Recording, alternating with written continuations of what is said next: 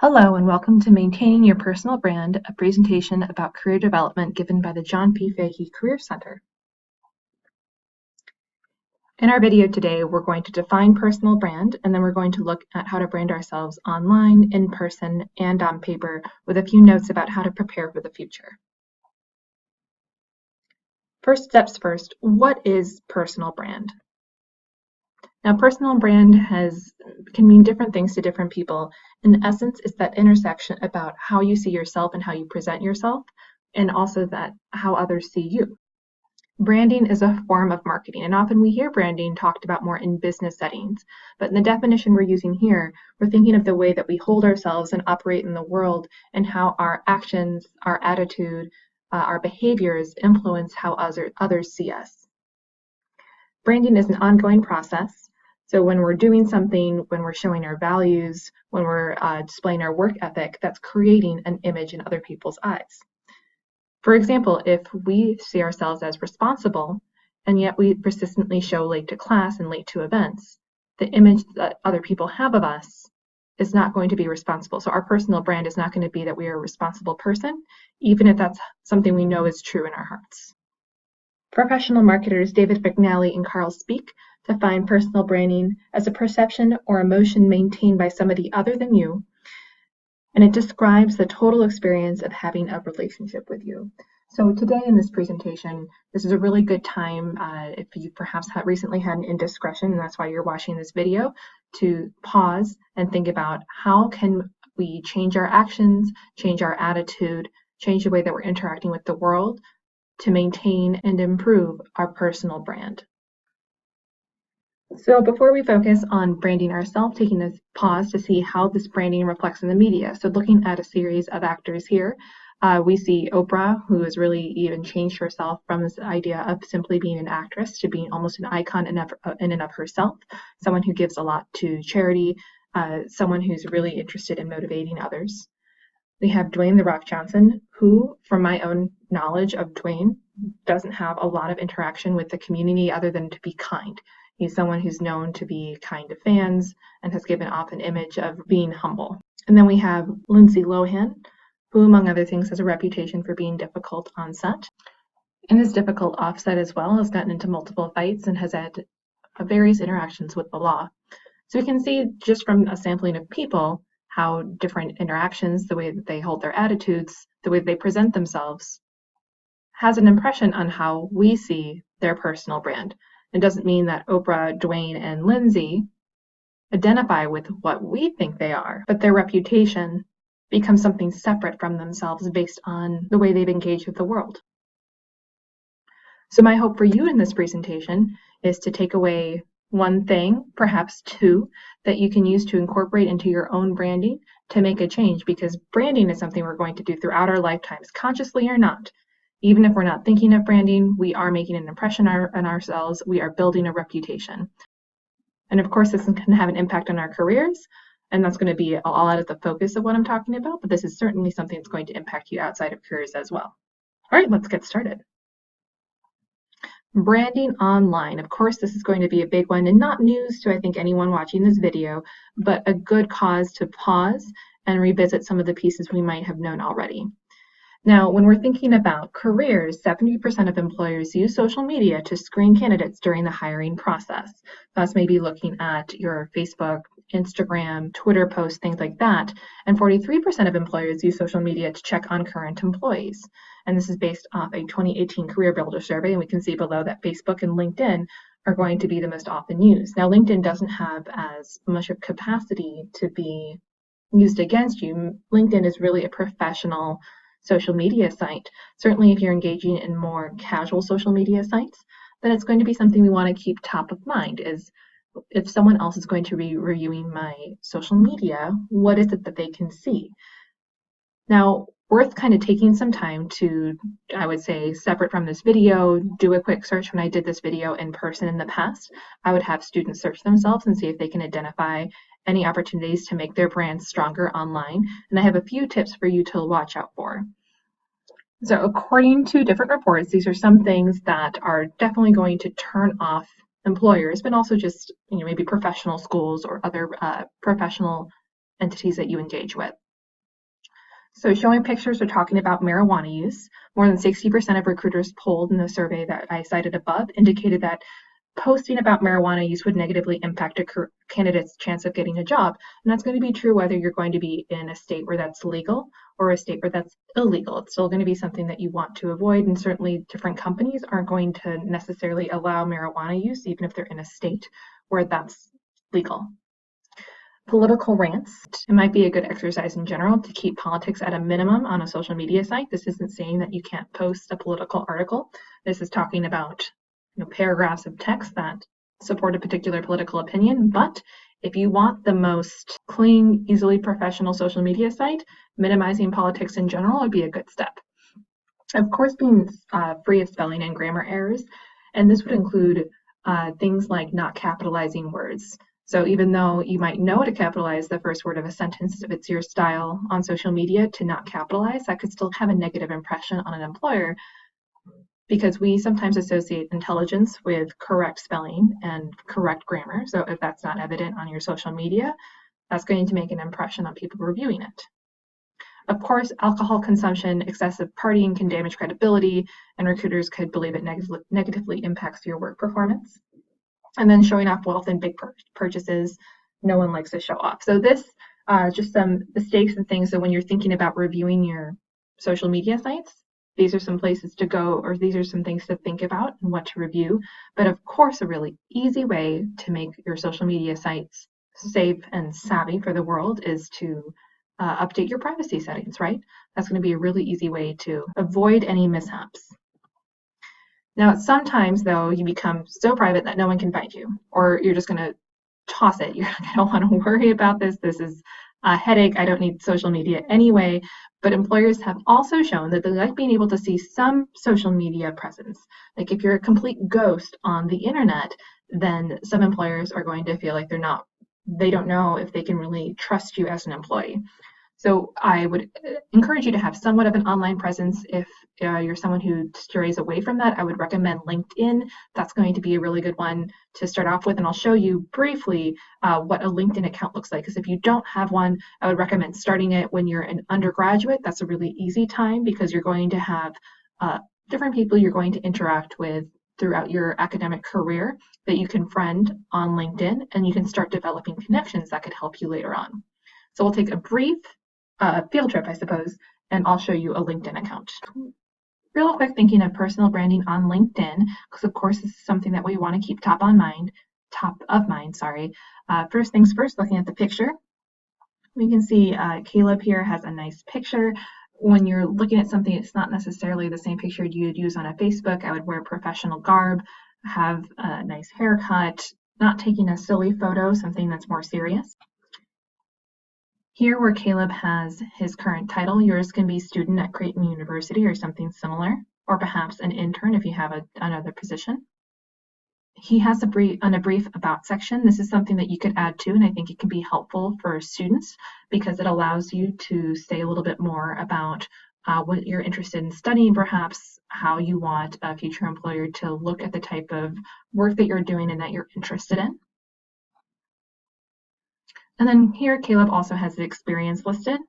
Caleb has chosen not to write detailed descriptions for what he did, but if you wanted to add descriptions, certainly that could help an employer know a little bit more about you, and you could copy over any descriptions that you're using from your resume.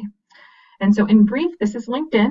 I'm not going to go any further, but I would say that would be a good start. Anyone at the Career Center would be happy to go over your LinkedIn if you want to make it competitive. But let's put a pause on this for now and go back to the presentation. So again, having some sort of online presence is important. It helps employers know who you are. You have now a little bit of additional insight into LinkedIn, which is of course completely free. And so let's go on. We've talked about online presence. We know a little bit about how to make ourselves put our best foot forward when we're working virtually. And let's see what's next. All right, branding in person, going from online to face-to-face. Now here we're going to talk about networking a bit, because when we're talking about branding in person, that's one of those things that comes top of mind. Now, when you're networking, and I know for some of you that might seem like a taboo word, but networking doesn't have to be something that's inauthentic or ultra businessy. It's really the ability to ask questions, to gain information about different careers, different possibilities, different people's lives. It expands who you know. So it's just like a nice way to almost engage with the world. It doesn't have to be in a formal networking setting. And as it says here, networking is really when you're developing your professional image. Who do you want to be? What do you want other people to see you as you start to talk with people in a professional way and in professional settings, that's going to begin that professional brand of yours. And also keep in mind that networking in general is a two-way street. So oftentimes when I talk with students who are in their undergraduate career, they feel almost guilty to network because it seems like they're asking a lot of other professionals and they're not giving. But keep in mind that even if you feel like at this moment you're maybe not able to offer a lot of help, you're going to develop your own network as well. And easily you can help the person who's networking with you today in a future time. So thinking about that networking word again, what does it look like? So when people think of networking, typically this is what comes to mind: professional, maybe there's some sort of social going on. People are in suits. People are talking probably more about business than anything else. And that's true, that is networking. But this is also networking, having a cup of coffee with someone, and it could be someone you're trying to develop a relationship with, or maybe it's maintaining an existing relationship. But relationship building is in essence what networking is. When you're volunteering alongside others, clearly you have a shared interest. That's also helping develop your network. You're getting to know people from different areas, learning about what they're interested in, what they're doing. They learn about you and what you're doing. A fantastic example of networking.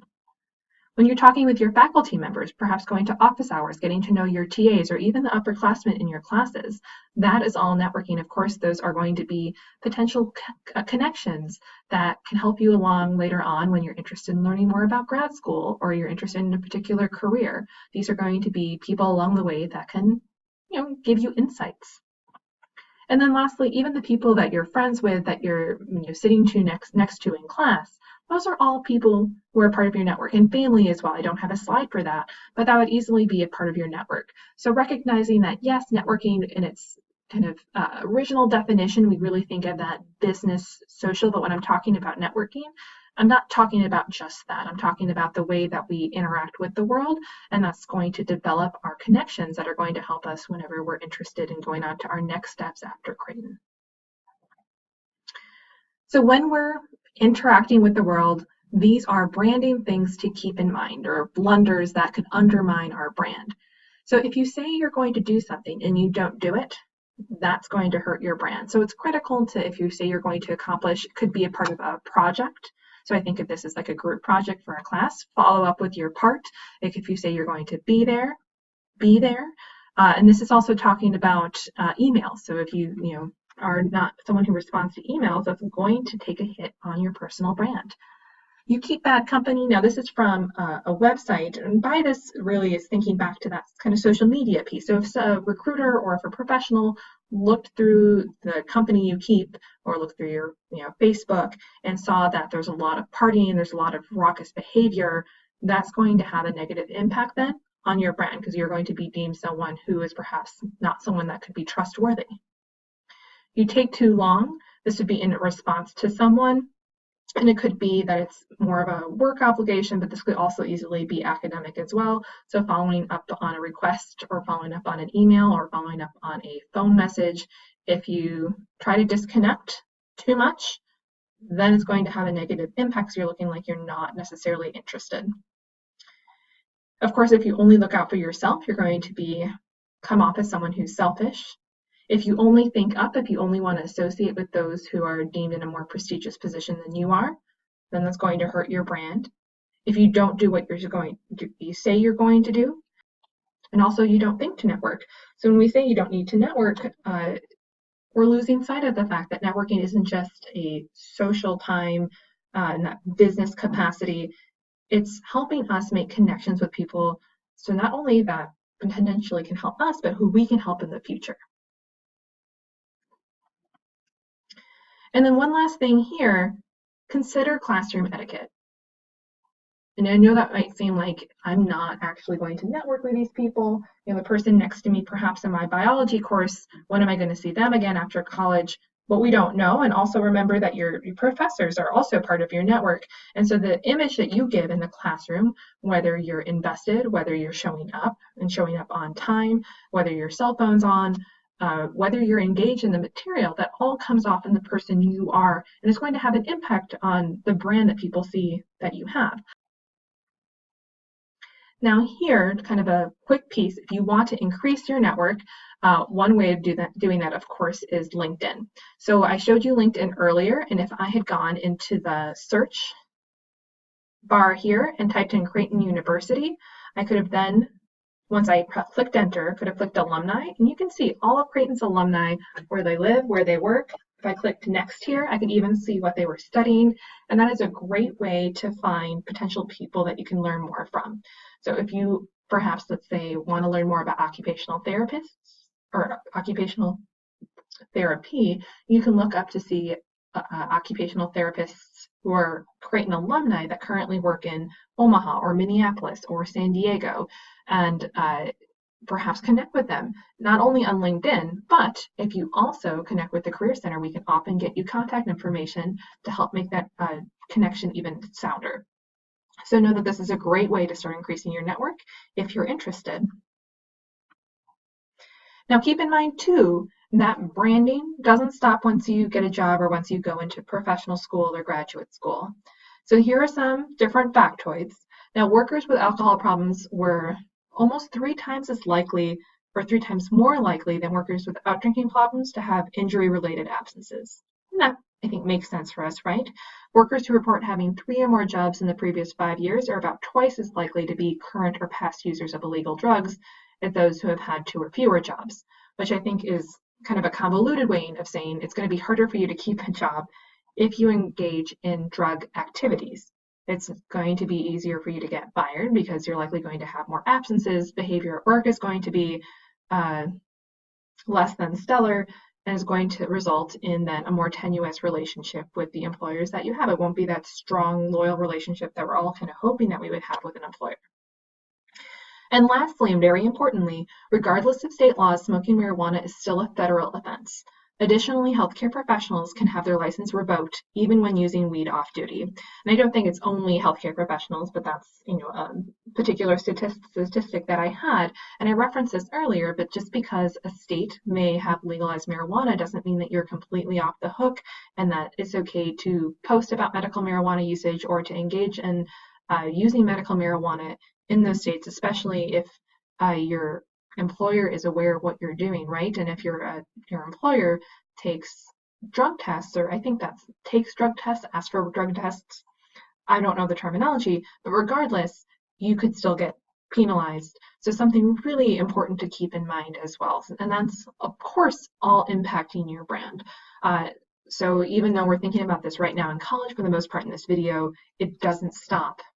Once you get the job, branding is a lifelong consideration. And we're not talking about interviewing, recognizing that that would be a part of in-person branding, but we don't have time in this video. So if you are interested, I just encourage you to visit our Career Center website for tips, videos, and resources. And of course, the Career Center does mock interviews as well. Okay, last piece, branding on paper. Now, there's lots of different ways that we can brand on paper. Of course, we're going to talk about resumes. This would include cover letters. This is including your emails. This is including our texts. Any personal statements for those going on to grad or professional school. This is all where we're branding ourselves. I'm not going to be able to dive incredibly deep into this. I think resumes is what I get asked the most about, so that's where I've spent the most of this presentation. But we have a lot of resources on our website as well if you want to learn even further about these areas. So I'll try really quick to cover this. We have resumes here. Now, a resume is, of course, the ultimate branding tool because you're trying to solidify all the different experiences you've had into usually 1 page. It can be 2 pages, but usually this 1 page trying to get everything on there. And for anyone listening to this who feels like I haven't done anything, I can guarantee you've done more than you imagine because resumes don't have to be only a summary of the jobs that you've kept. It can be leadership experiences that you've had. It can be volunteer that you've engaged in. It can be athletics that you've participated in. Anything where you're really gaining skills, where you're interacting with others, or where you're developing yourself, that is, those are items that can get put on a resume. So really, I think the piece that I want to emphasize here is that our resume should be tailored. This is especially true of my sophomores, my juniors, and my seniors who are listening to this. The more experiences you've had from different areas, not all of those experiences are going to apply to every job that you are applying for. So tailoring means picking the top information and making sure that the most relevant information to the job you want is going to be towards the top of the resume. And I'll briefly show you a little bit more about what I mean by that, but we have even more details on our website. So if that's something you want to dive deeper into, know that that's available. And of course, too, we want to make sure we don't have any spelling or grammatical mistakes on our resumes, because that is usually going to be an indicator to an employer or the professional reading our resume that we are not able to spend close attention to detail. Okay, so thinking about structure, we want the most important information at the top of our resume. Usually least important is going to go towards the bottom. We're going to have a header, of course. We're going to have our names and our address. The objective sometimes exists. If it does exist, it's right below the header, but that's usually used more if you're going to a career fair where they're not sure what particular job you're applying for. Now here, the education section should go on top, not at the bottom. I see that many templates will have the education section on the bottom, and those are for people who are typically been in the workforce longer. So if you haven't been in the workforce because you're an undergraduate, then your education section should be at the top. Now here's where I'm talking about tailoring. You can actually have two different sections. You can have a related experience section and an additional experience section. So more often than not, that means that the only descriptions you're writing are going to be for your related experiences. And that way, when you're trying to keep this on one page, or you're trying to highlight your most prominent related information, the person reading it is only going to have to read descriptions for the things that are most applicable to what you're applying for. Other things you might have could be research, and depending on what you're applying for, that could even be above related experience, if that is the most related. You might also have leadership or activities, honors or awards, and you might have a skills section as well. We're not going to go over all these areas today because I know you don't want a super long video, but know that those are examples. Now, thinking of an experience section with descriptions, what you're going to want to have your title that you have in the position, the organization's name, the location, and then the dates that you were present, and then some descriptions. Now here I have a week example. So I'll have you take a second, review it, and identify, let's say, 3 things that you think this person could work on.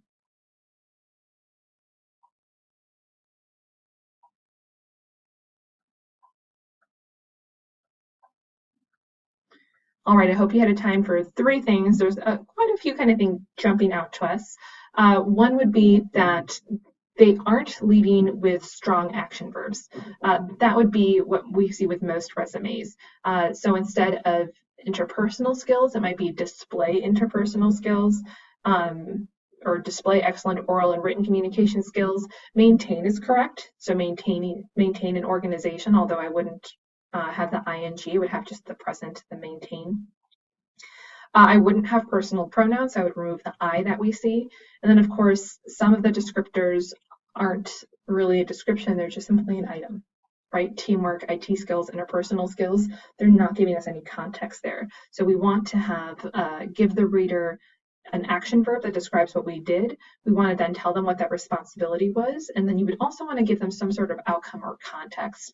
And then lastly, this person has periods some places and not others. And so I would try to be more consistent. So let's see an example that's a little bit better here. We can see here that the examples have the same key components that the other poorer example have. For example, we see here the organization, University of Hawaii Cancer Center, the location. We see their title, the student research intern, as well as the dates. But let's take a look at the descriptions they use for this example. They have coded, conducted, constructed, and transcribed as their action verbs, and that's giving me a nice understanding of the variety of things that they've done. They're then going into more detail with what they did. So I'll just read the first one. Coded questionnaire data into an electronic spreadsheet to minimize error during statistical analysis. So they're not even simply saying coded questionnaire data, they're saying into what, and they're saying why they did it.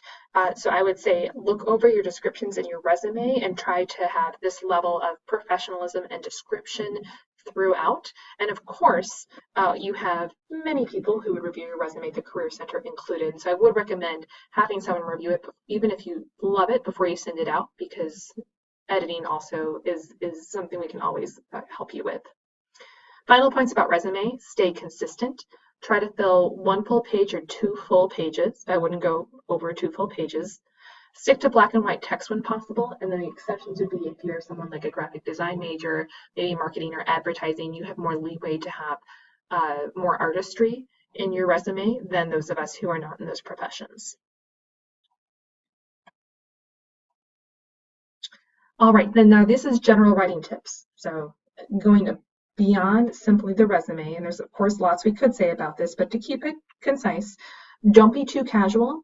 Now this can be especially difficult via text, and I'm not talking about with friends, of course, but I'm talking about any professional who's not your friend. So that could be a coworker, that could be perhaps a supervisor, a faculty member, certainly a recruiter, and then as you engage in professional life, anyone who's that you network with from a different office, right? Don't be too casual.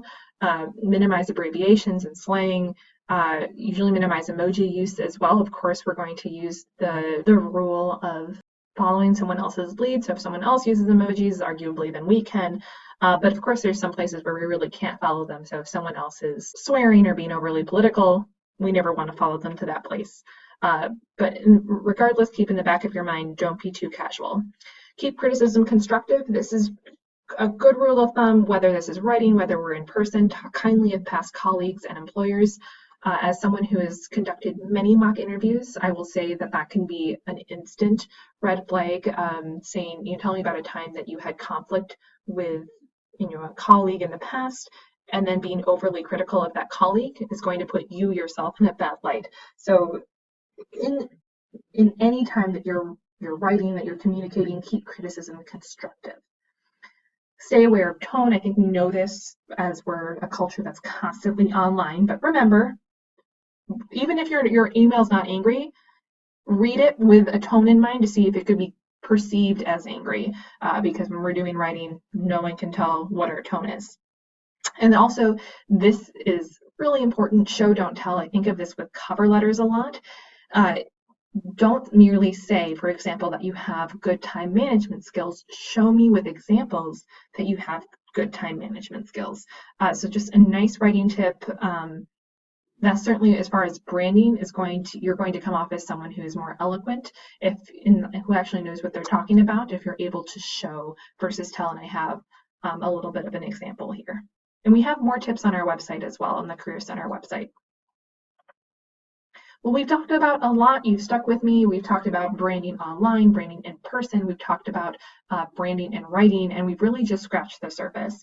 But I want you to think about how you want to define your personal brand, whether it's what you're writing, whether it's how you your values come across, your personal values. Think about who your audience is and really spend that time to reflect, because we don't always think about that when we're engaging with the world, but who's looking at us? Who are these people who are developing an idea of who we are, and what do they get to see from us? Think about what you're most knowledgeable and you're passionate about, what tone of voice you would like to use. How will you best communicate your message to your target audience? And then who are you and what is your position in this? It says industry here, but I would say in this world. Here, at a Jesuit institution, we think of being agents for change. How are you an agent for change? How do you want to convey that in your personal brand? Well, that is all I have today. Again, thank you for sticking with me. If you have any questions about this presentation, or if you'd like to dive deeper into some of the topics that I was only able to skim, please know that you're welcome to schedule an appointment with us at any time. You can do that online through Handshake. You can also give us a call or stop by. We do have drop-in appointments Monday through Friday when school is in session from 2 to 4:30, and those are usually for 10 to 15-minute questions. So if you'd like us to talk about a topic, please feel free to drop in. And thank you. Feel free to email me with any questions.